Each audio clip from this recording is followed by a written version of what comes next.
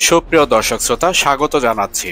একই দিনে ৩০ মিনিটের ব্যবধানে দুটি মার্কিন সামরিক আকাশযান হারিয়ে গেল দক্ষিণ চীন সাগরে। একটি ছিল হেলিকপ্টার MH-60R সিহক, আরেকটা ছিল ভয়ঙ্কর দ্রুতগতির যুদ্ধবিমান FA-18F সুপার হর্নেট। দুটোই নিখোঁজ, রেডিও নিস্তব্ধ, রাডারে শুধু একটাই সিগন্যাল, ডিস্টারবেন্স ডিটেক্টেড। এটা কি শুধু দুর্ঘটনা, নাকি কারো অদৃশ্য প্রযুক্তির আঘাত? চলুন চলে যাই ভিডিওর মূল পর্বে। ভিডিওর মূল পর্ব শুরু করার পূর্বে আপনাদের কাছে অনুরোধ থাকবে, আপনারা অবশ্যই আমাদের চ্যানেলটি সাবস্ক্রাইব করবেন এবং সেই সাথে সাথে all bell icon notification on করবেন এবং আমাদের ভিডিও লাইক ও শেয়ার করে আমাদের সাথেই থাকবেন। ২৭ অক্টোবর ২০২৫ দক্ষিণ চীন সাগরে দুটি মার্কিন আকাশযান MH-60R সিহক হেলিকপ্টার আর FA-18F সুপার হর্নেট যুদ্ধবিমান রুটিন টাইম সার্ভাইলেন্স মিশনে ছিল। চীন উপকূলের কাছাকাছি গোয়েন্দা তৎপরতায় রত ছিল তারা, কিন্তু কয়েক মিনিট পরেই সবকিছু নীরব, রাডার ব্ল্যাঙ্ক, কমিউনিকেশন বন্ধ এবং কয়েক সেকেন্ড পর দুটি যুদ্ধযানেরই গন্তব্য হলো সমুদ্র। আমেরিকা প্রথমে বলেছিল এটা হয়তো মেকানিক্যাল ফেইলার, কিন্তু স্যাটেলাইট ডেটা অন্য কিছু বলছে। সেই এলাকায় হঠাৎ চৌম্বক তরঙ্গের অস্বাভাবিক স্পাইক ধরা পড়ে, একটা শক্তিশালী ইলেকট্রনিক জ্যামিং ফিল্ড যা সব সিগন্যালকে বিকৃত করে দেয়। এই প্রযুক্তি পৃথিবীতে হাতে আছে মাত্র একজনের কাছে, আর সেটা হচ্ছে China's people's liberation army navy, অর্থাৎ চীনের নৌবাহিনীর হাতে। চীনের নতুন প্রজন্মের ওয়ারফেয়ার সিস্টেম ড্রাগন ভেইল নামে পরিচিত, একটি ইলেকট্রনিক শিল্ড যা শত্রুর যোগাযোগকে মুহূর্তেই অকার্যকর করে দিতে পারে।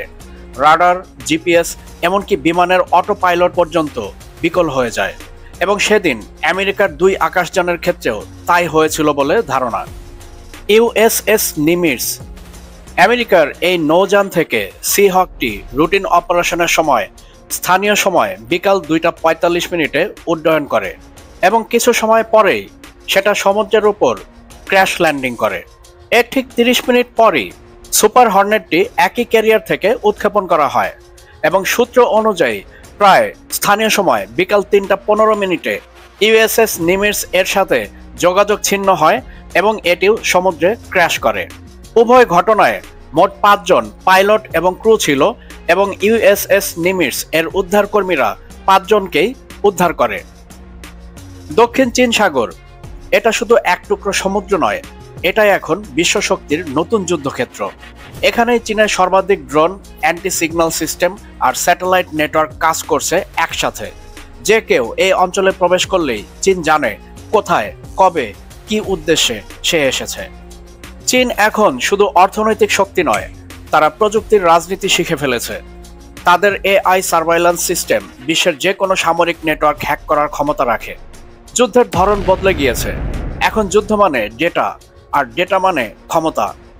আমেরিকা রাশিয়াকে ঠেকাতে পেরেছিল, কিন্তু এখন এক নতুন শক্তি মাথা তুলেছে, নীরব, ধৈর্যশীল এবং প্রযুক্তিতে কয়েক ধাপ এগিয়ে থাকা এক শক্তি। তাদের যুদ্ধ জাহাজের সংখ্যা কম, কিন্তু তাদের কোড, তাদের সিস্টেম, তাদের আসল অস্ত্র, এবং সেটাই এখন আমেরিকার সবচাইতে বড় আতঙ্ক। যখন সিহক আর সুপার হর্নেট সাগরের নিচে হারিয়ে গেল, তখন শুধু দুই হেলিকপ্টার আর বিমানের নয়, আমেরিকার অহংকারেরও পতন হলো।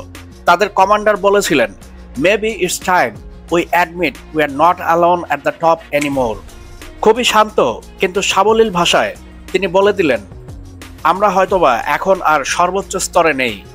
এটাই আধুনিক যুদ্ধ, কেউ কারো দিকে গুলি ছোড়ে না, কিন্তু এক দেশ আরেক দেশকে তথ্যের জালে বন্দি করে ফেলে।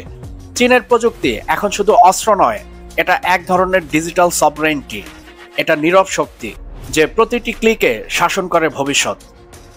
ভিডিও শেষ করার পূর্বে আপনাদের কাছে অনুরোধ থাকবে, আপনারা অবশ্যই আমাদের চ্যানেলটি সাবস্ক্রাইব করবেন এবং সেই সাথে সাথে all bell icon notification on করবেন এবং আমাদের ভিডিও লাইক এবং শেয়ার করে আমাদের সাথেই থাকবেন।